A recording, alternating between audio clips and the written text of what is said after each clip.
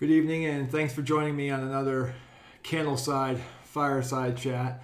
A lot has gone on in the last 2 days and since my last one, so I thought I'd talk about what's going on and what we're doing differently, and what we believe is the best positioning going forward. And let me say first that I don't believe that this is a zombie apocalypse. It's bad, but it's not the end times. It's certainly going to get difficult for quite a while, and it could get worse in terms of the recession. But we're finding, I think, are terrific opportunities in looking for different companies that are completely beaten down right now, and starting to buy and build up our equities allocation back up toward where we were pre-crisis. Now, going into this situation, I feel completely responsible because I had been saying time after time that the market was overvalued. I didn't believe that about our stocks, which were selling anywhere from 13 to 14 times earnings, because I wasn't buying the ridiculously overvalued stocks, which, by the way, many of those still remain too overvalued. They haven't come down. And I've likened this again for those stocks, the Microsofts of the world and the Amazons to the Nifty 50 in the late 60s. And it took the 1973-74 correction for those in that situation to fix itself.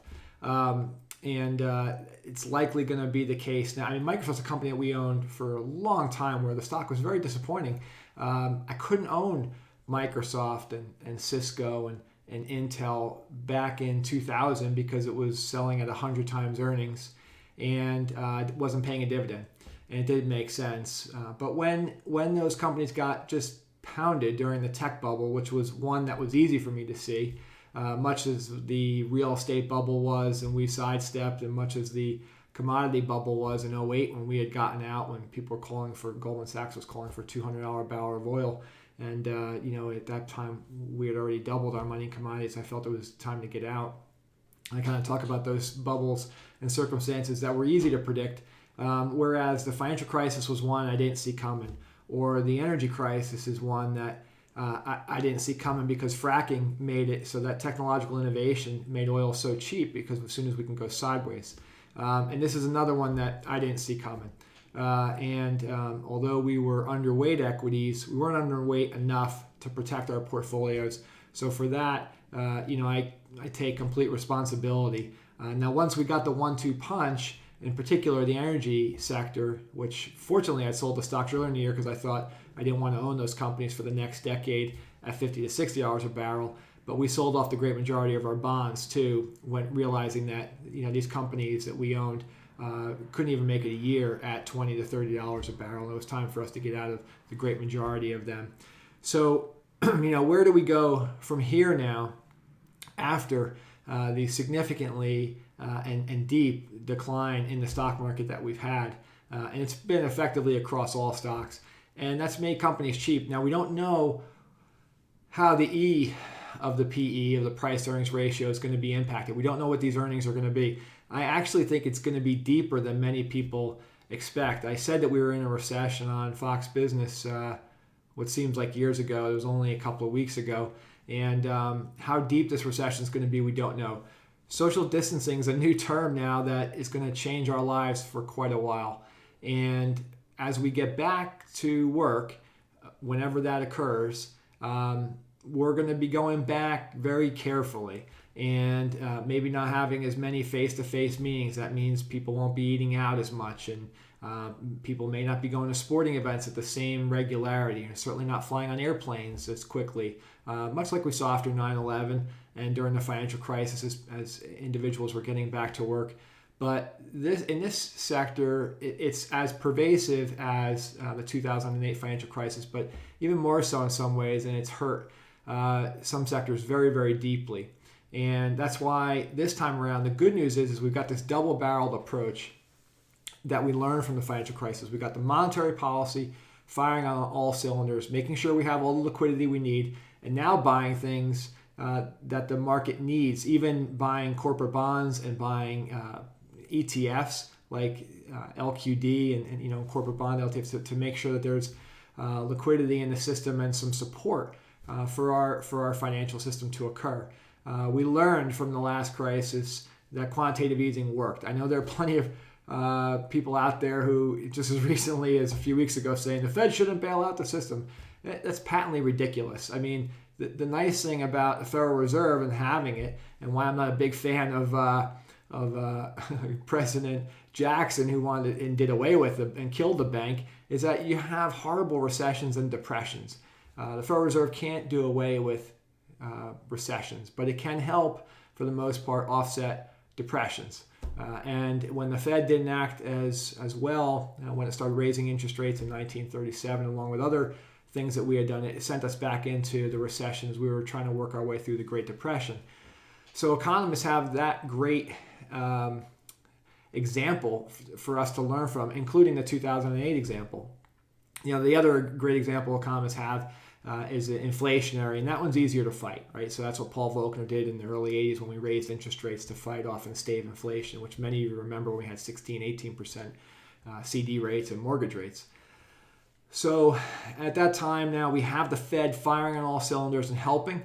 And the old saying of you shouldn't fight the Fed is a good one for us here from the stock market. That would be supportive. And on the fiscal side, eventually Congress is going to get around to passing a very aggressive package. And I think that's going to be exceptionally helpful to the economy and getting people back on their feet. Not sure exactly what that's going to be yet. I think the unemployment insurance is going to be absolutely key to that, in addition to cash payments, in addition to bailing out those industries that are really in the most need right now. So I think that's going to be very beneficial.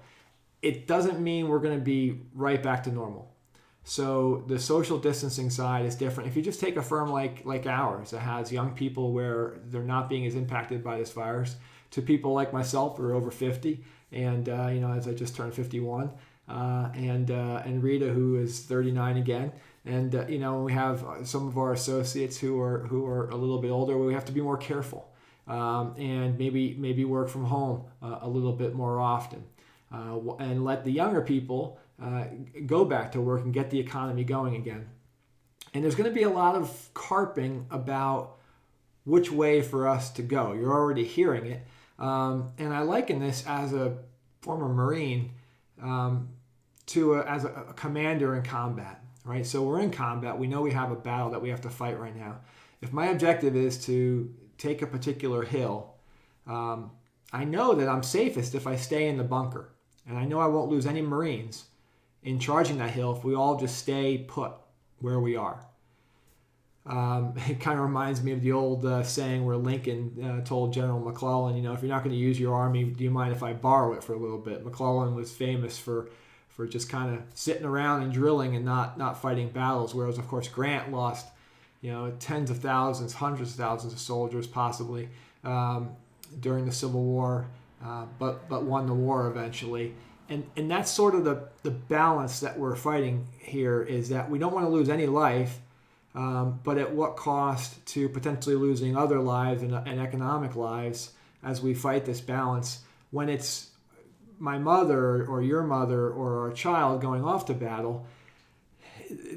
There's no room for error. We don't want anybody to be lost, but we also don't want the entire economy to come to a standstill, because we Americans, we love work. Work ennobles us, and it gets us back to who we are and building great things and doing the great things we're doing. Just as you see businesses right now stepping up and doing what they're doing to get us back to work and get production back up. And that will come, and we'll get back. And again, that's why I say it's not going to be a zombie apocalypse. Now, if it is, if we are going into a Great Depression and this is going to be horrific and we're going to see continued sell-offs, then, of course, at that point, we're all shooting raccoons in our backyard, and nothing is safe. No investment is safe. At that point, any stress test that we do, the value at risk models that I have very sharp interns do when they come in and from their MBA schools, they'll and I was talking about this morning to our investment committee. I said, well, okay, you guys are CFAs. What do you think our portfolio could go down? And the answer, the last one we did from the last very sharp MIT MBA intern was 14.2%. And I have them go through that model and go through that to show them that, I just say, well, it's BS. Our portfolio could go down 50%. Pepsi could go down 50%. It's very possible that those things could occur. It's not probable, but when you have these black swan type events, it happens. This isn't going to be your garden variety kind of recession. This will be a longer recession. This will be very different. And it's going to definitely take us some time for us to work our way through the problems that we're getting. So how are we positioning our portfolio and where we're finding value? Well, just I mentioned some sugary soda that we'd be buying last week. I couldn't mention the name because we didn't buy it yet, but we bought Dr. Pepper. We bought Keurig Dr. Pepper. And we bought it at a 5.7% yield. And I don't believe that they're going to go bankrupt. Could they? Absolutely possible, which is why we're taking a less than 1% position in it for our clients' portfolios. They only have to stay in business the next 14 months or so, and we're going to collect that nice 5.7% yield.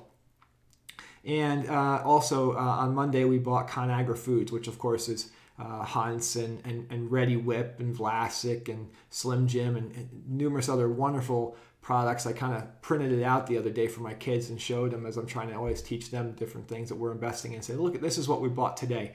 Also yielding 5.7% over the next 18 months or so. Terrific company that again, don't believe is going to go bankrupt over the next 18 months and will continue to work their way out of this as the rest of the companies. We're still nibbling and adding to positions that we own like Budweiser and Diageo. Of course, Diageo is top shelf liquor like Johnny Walker Scotch and Bailey's Irish Cream and Crown Royal and Guinness. Just wonderful distilled spirits. And then we've initiated new positions in companies just recently like Coca-Cola, Dow Chemical, and AbbVie. And then also, of course, when you think about the whole of our portfolio right now, about 75% of our stock holdings are in sectors of companies that we believe are going to weather this crisis very well and pay sustainable dividends for us. In the healthcare sector, we've got Johnson & Johnson and Pfizer, Novartis, consumer staple companies like Procter & Gamble. I shaved today too to keep Gillette and keep help Procter & Gamble in business. Of course, Pepsi and Nestle and Kimberly-Clark, as people continue to store toilet paper for whatever reason. That'll be helpful to those companies. And then dividend-paying tech companies like Apple and Cisco and Intel that we continue to own, as well as telecom stocks like AT&T and Verizon. So the whole of our portfolio is still yielding a little over 5.5%. And that's going to keep our clients in this boring strategy we've always had over the years. In the last two horrific 50% declines that we've had and gone through, none of our clients had to go back to work. Those who didn't outstrip the dividends and interest in their portfolio, and I've talked in recent Fireside chats about keeping underneath that and tightening up in times like this. So we should be in good stead. What keeps me up at night is worrying about those dividends being cut or eliminated, and then secondly, the default rates of our bonds. Making sure that the great majority of these companies don't default, which is again why this double-barreled monetary policy and fiscal policy stimulus is going to be very important to keeping the economy going.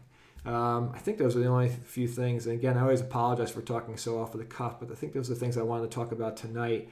But as always, if you have any questions, as always, feel free to give me a call. And we deeply appreciate your trust, the wonderful emails and calls I get from clients. They're worried more about me, which I find very humbling. And I'm so appreciative of that. And that's why I just love working with all the clients we've worked with the past 20 years. It's just whether it's the people we work with, like one client thanking Rita for going to their house just today to get a power of attorney done for her to notarize, or just the wonderful feedback we get. I feel that responsibility, and it's something that I never take lightly. So I'm deeply appreciative. So don't hesitate to call if you have any questions. Thank you.